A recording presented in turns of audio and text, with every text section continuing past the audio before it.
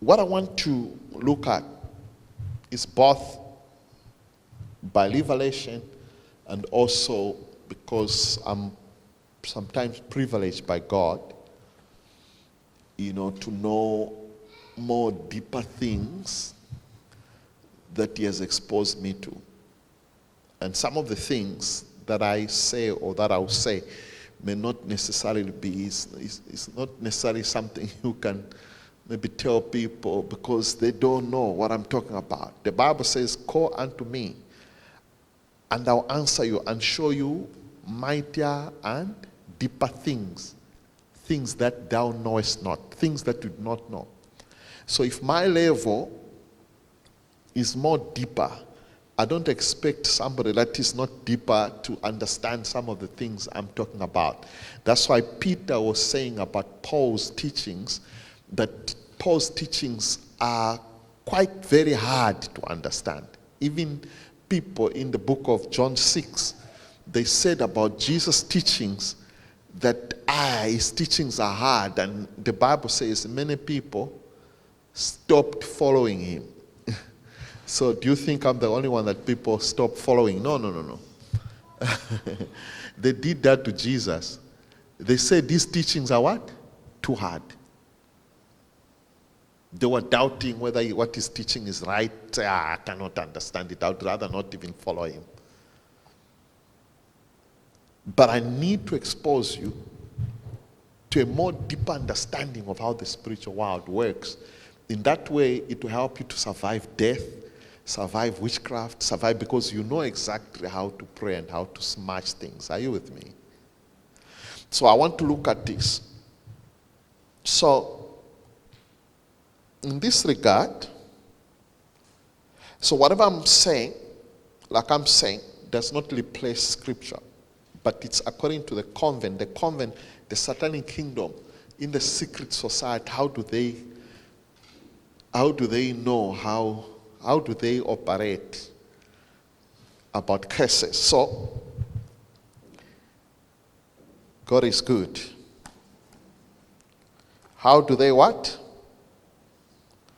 How do they operate about curses? How do they operate about curses? So, what I'm saying is, the title is what? Afresh. The title is A Fresh Deep Spiritual Look at Curses, both from the Bible and from the convent. And this is from the convent point of view, and this is part 1. So like I said, does not replace the Bible, but we need to know, because Paul says, I'm not naive of the devil's devices. Being naive means you are shallow-minded. You don't know how Satan operates. Paul said, I'm not naive of the devil's devices.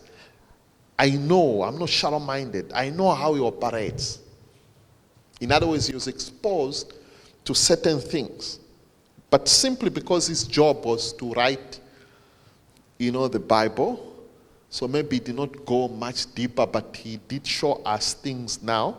From there, when we do research, we find out that actually, from what Paul or the Lord or the whole Bible is showing us, there's more deeper part to it. And also the Old Testament shows us witchcraft practices that are so literal. And there are a lot of scriptures I've quoted to you that shows witchcraft activities, right? Like the Bible says, there is no enchantment or divination against Jacob or against Israel. So in other words, enchantment and divinations are things that are there, right? So I want to have a deep spiritual fresh look at this. So in this regard, what is a curse?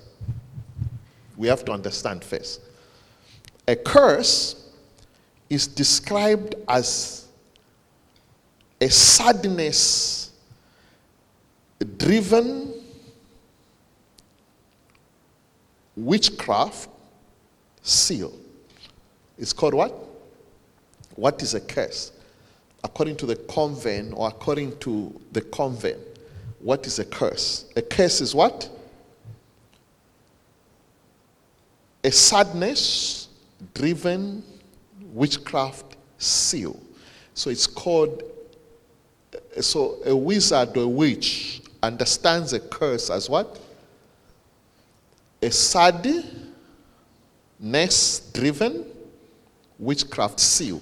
So to them it's a seal, meaning if they put a seal, like God put a curse on, is it Cain? He put it on the forehead. It's a seal. But that seal will bring what? Will drive sadness in your life. All right? So, what we see is that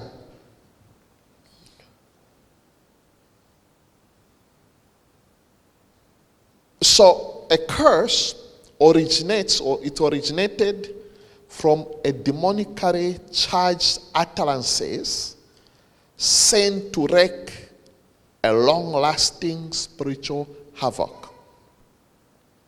A curse is what? Originated from what? A demonically charged utterances sent to wreak a long-lasting spiritual havoc. So when they curse, they are not looking at the short term.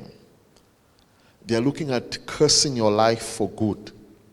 In other words, whatever they utter utterances, demonically, using demonic spirit, demonic words, demonic practice, demonic ritual, they will utter words that will wreak what? Long-lasting havoc in people's lives. That's what the curse is, right?